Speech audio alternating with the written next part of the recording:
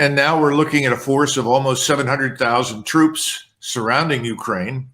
The large probability of offensives beginning sometime over the next 2, 3, 4, 5, 6, 8 weeks, whenever the ground freezes completely and the Russians judge their force to be ready. And they will move in and they will finish off this Ukrainian state. Let's not kid ourselves.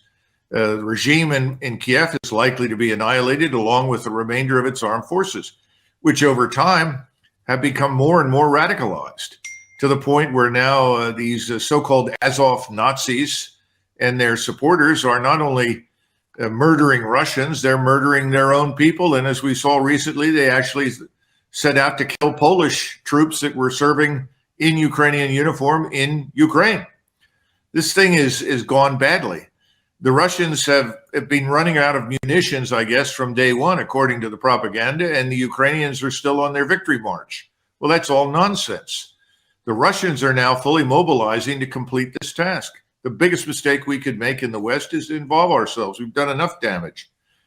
And I think what we're going to see is exactly what I described, the total destruction of this rump Ukrainian state. Now, what happens afterwards?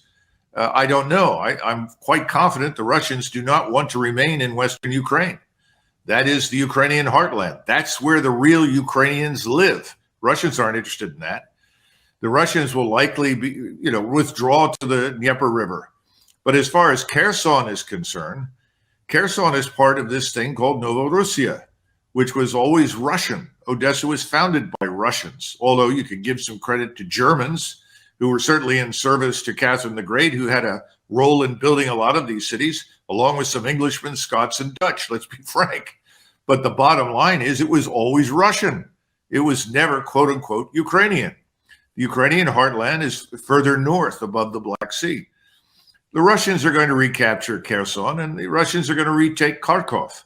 These are historically Russian cities. But the Russians are not interested in the rest of it. I just hope that the Ukrainians allow for some sort of emergence of a new government with a new, fresh attitude so that we can bring this thing to an end, because frankly, we've let the world down in Washington. This is the first time in our history, certainly since the Second World War, that we have not immediately intervened to end a conflict that would involve Russia.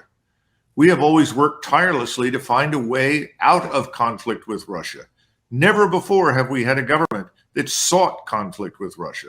And the tragedy, of course, is that we've subsidized and built up this tremendous force in eastern Ukraine that was first destroyed, and we've continued to build up whatever is left.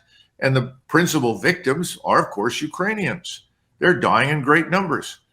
Poles need to understand this. The way forward is not war with Russia.